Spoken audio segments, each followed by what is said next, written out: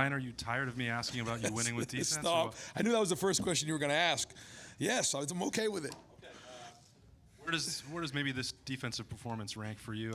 I know it's early, it just happened, but from start to finish, that was about as good as maybe we've seen in your tenure here. And they shouldn't have been out there at the end of the game. You know, that was not their fault.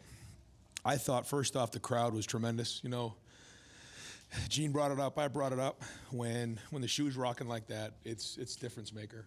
I thought our players fed off of it. You could tangibly see it on the field. They just fed off the crowd. And we got that sack on JT on that fourth down. That was as loud as I've heard in a long time. And I just felt the toughness, the physicality on defense. We started off with, you know, really stopping the run and then forcing them to throw the ball. And, you know, there's a lot of people who did a lot of great things on defense. But I got to give Jim Knowles a lot of credit and his staff for, you know, the adjustments they've made. You know, that was you know, 2 top 10 wins now in the first 7 games where our defense played really well. And no, I'm happy for our guys. I'm happy for the success they've had. You know, they came off of the last season with a few scars, just like we all did. But you're starting to see the confidence grow in a big way. Over to the left, Bill Rabinowitz, Columbus Dispatch, and then Cameron Teague Robinson. Yeah, since Austin asked the obvious question, I'll ask you about the flip side of it. Obviously, you're without Travion and Emeka. How would you kind of assess the offense? Seemed like it was stuck in the mud a lot of the day. Yeah, number 1 defense in the country statistically coming in, so we knew it was going to be a little bit that way. I thought there were times where we actually moved the ball okay. Didn't run the ball well enough. It didn't get enough explosive plays.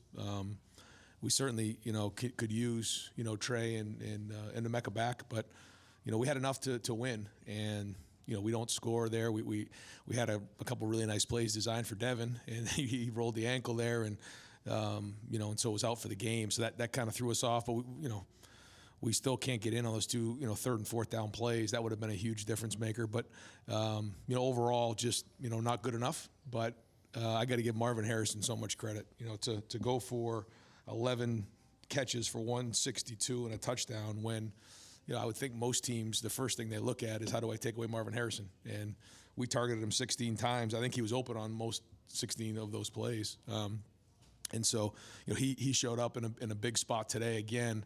And, you know, I would argue to say, and I haven't seen everybody play across the country, that, you know, it's hard for me to find somebody who's better in the country, you know. So, you know, I don't know, you know, how he gets on these lists or doesn't get on these lists, but to me, he's one of the most special players in the country. Go for it on 4th and 2 there at the goal line.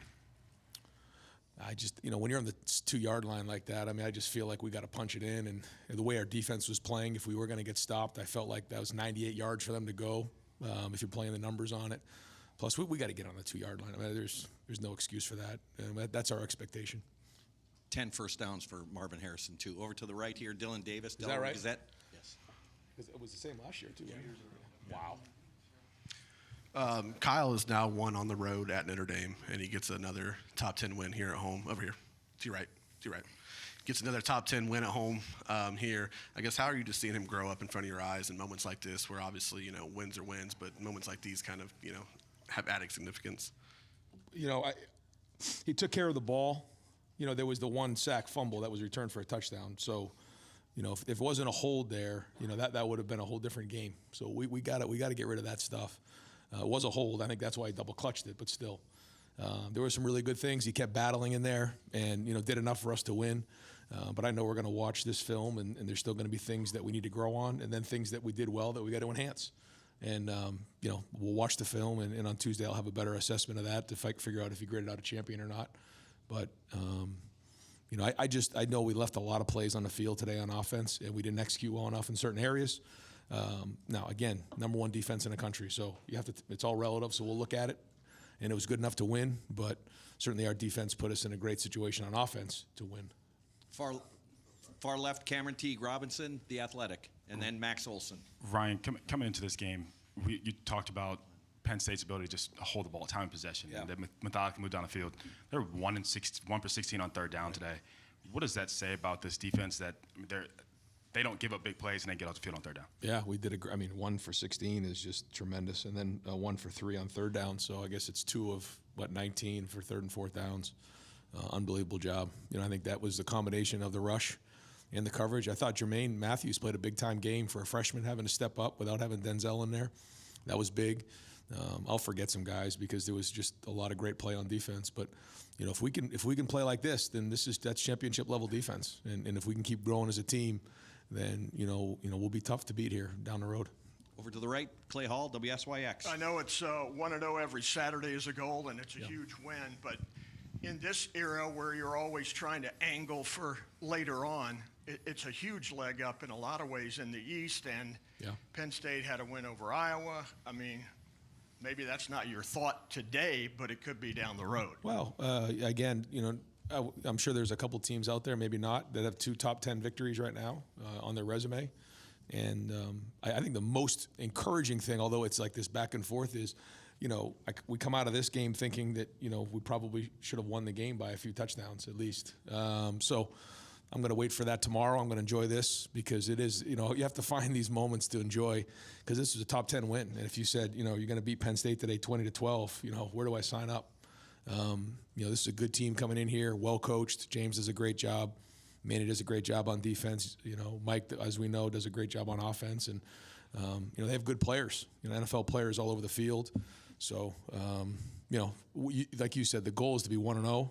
It doesn't always look pretty at times in these games. You know, I think about the last few games that we've been in against, or not few, since I've been here, the games that we've been in against Penn State. It's like it's kind of ugly early on, and then everything kind of happens in the fourth quarter. I know, Jerry, you mentioned that last year. Like it was 16-14, and the final ended up 41-33 or whatever it was. You know, so we knew we had to get this game into the fourth quarter. Tommy Eichenberg mentioned something in the locker room about how we have to be second half warriors, and if, you know, we want to take the next step as a team, you know, we got to finish this thing off the right way. Really good leadership there. I thought Cade Stover's leadership was tremendous. Xavier Johnson had to step up with Emeka out again. Yeah, I thought he did that. Leadership is important in big games like this. Another Marvin Harrison stat. He's the first player in Ohio State history to have 5 games of 160-plus receiving yards. David Boston had 4. Over to the left, Max Olson, the Athletic. Yeah, Ryan, over here. When you talk about Marvin being the best in the country, I'm curious, in big games, big weeks like this, what's his preparation like? What's his demeanor like today? Yeah, I mean, you can interview him and talk to him about his exact routine, but, you know, people ask me, you know, a couple guys in this room when they're in the Woody during a Tuesday, Wednesday, or whenever they're in there, say, who's going to leave first, you or Marvin? I said, I don't know. But I always look before I leave to see. I mean, he's in there early in the morning. He's out there late at night. We'll practice, you know, however long we practice. And when practice gets done, you know, I'll go up and eat, and he'll still be out there on the jugs going through the routine. You know, he goes through every play, you know, just going through it in his head. He'll go out there and throw it with Kyle. Then he'll get on the machine that he has, which you should see this machine. He can actually feed it, and then he presses the button, and he shoots it to himself.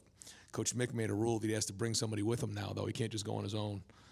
But guys have embraced that, and that's a legacy that he'll leave behind, is his work ethic. Over to the right, Stephen Means, Cleveland.com, and then Spencer. Ryan, I think it was about 50 seconds left, and you had 3 timeouts at the end of the first half. Why just kneel it instead of maybe be more aggressive? Just felt like we were coming out with the ball in the second half.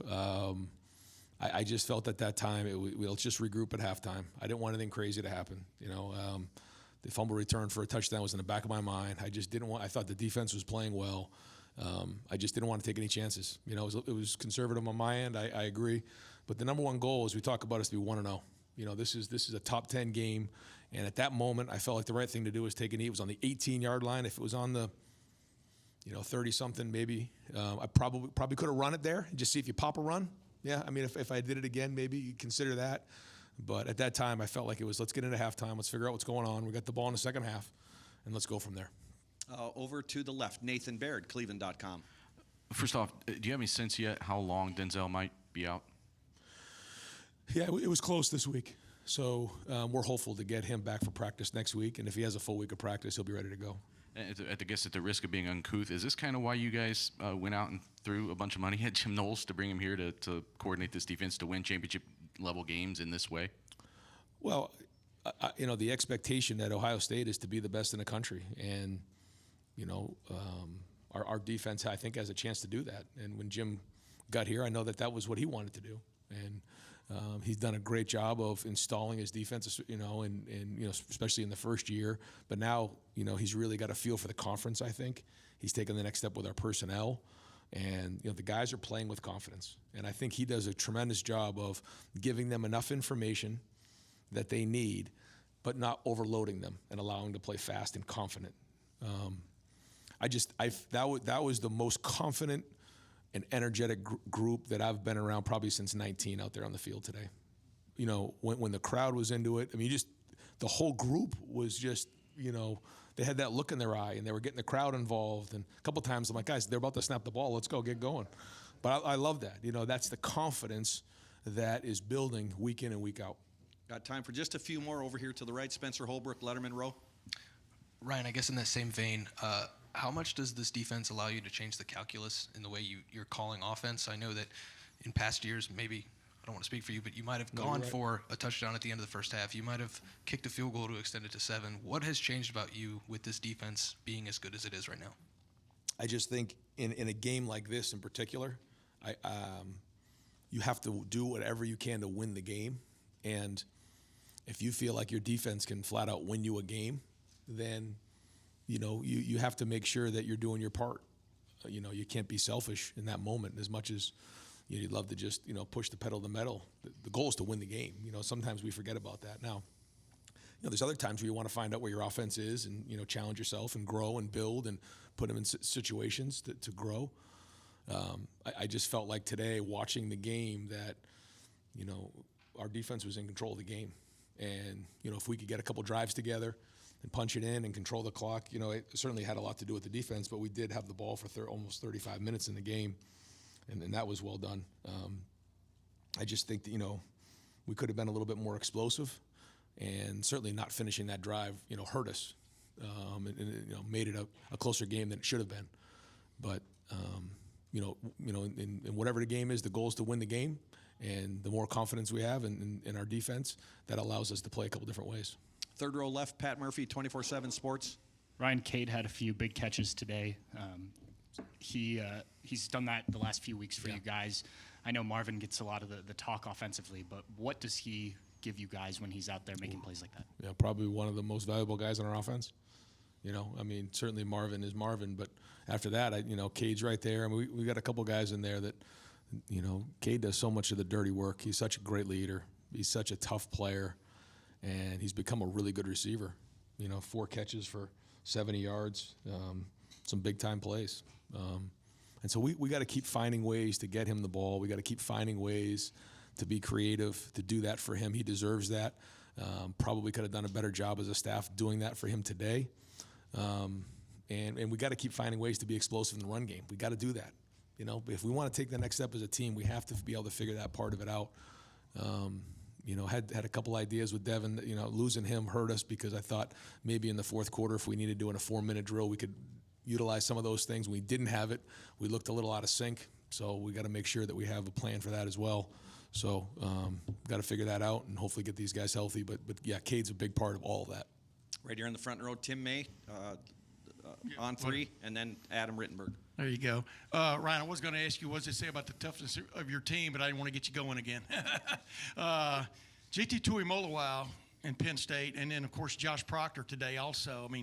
What did you just see out of those guys? And we've asked you this before about what comes on with JT Tuimoloau when games are in the balance, so to speak, and speak to him, I guess. Well, I think the first thing you notice when you talk about those guys, and just in general, I thought we played physical today.